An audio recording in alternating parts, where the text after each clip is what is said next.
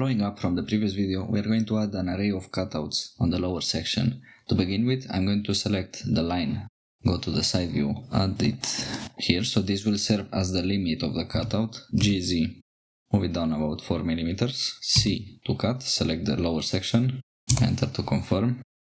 We don't need it anymore, so X to delete it.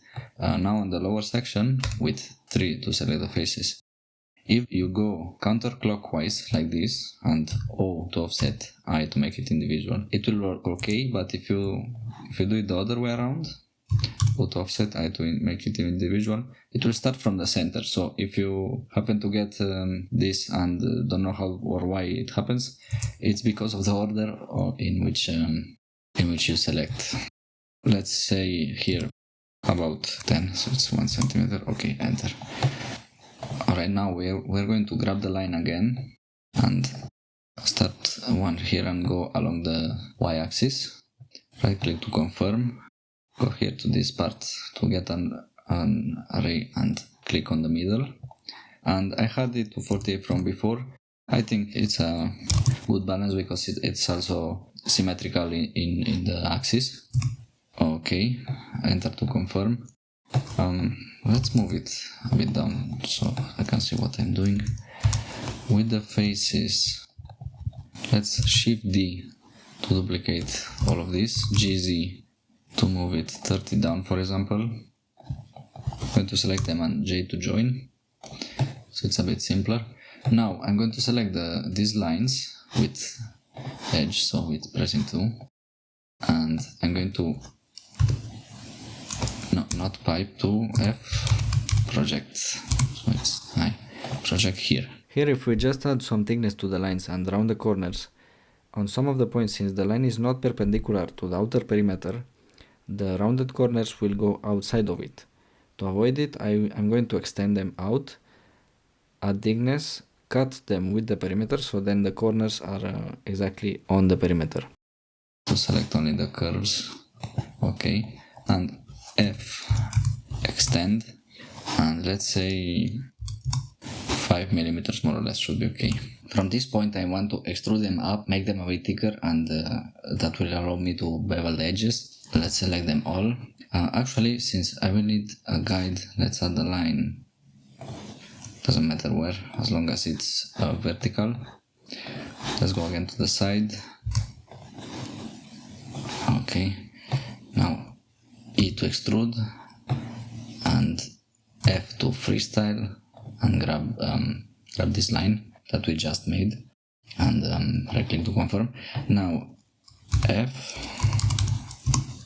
taken, let's add 2 mm one side, 2 mm the other side. Now let's also select this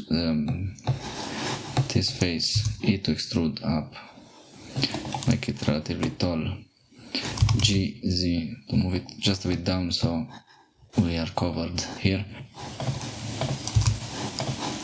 Okay, in object mode, Q to boolean intersection and enter to confirm.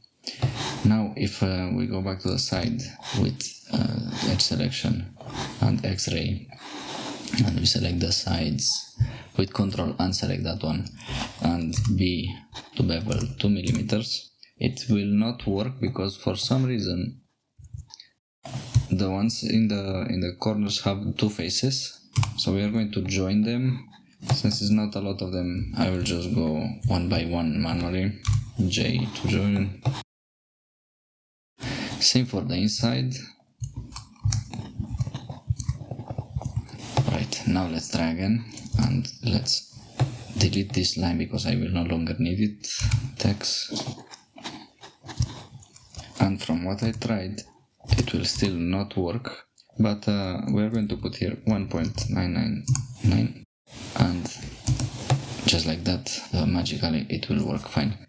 To simplify, I'm going to select both bodies, J to join, select all the faces and join them, and then I'm going to boolean these cutouts inside the lower section.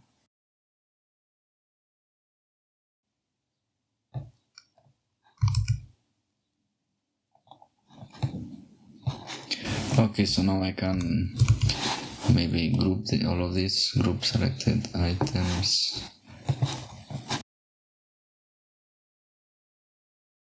I have a copy just in case. More or less this is what we have. We could, for example, select this and just add a bit of thickness maybe, so you can let's say 0.5 millimeters on the inside. That should be fine. Again, I will not add bevels at this point. Maybe we will see in the future. Also, I'm noticing a little problem here that the arc touches here. Let's go to the side, add a line C to cut this, and now delete the top part, and it looks okay on the outer side. And we'll leave it here for today. In the next one we will do the ports area at the back and maybe add some other details. If this was useful to you, please leave it a like and subscribe for more. Until next time, thanks for watching, take care.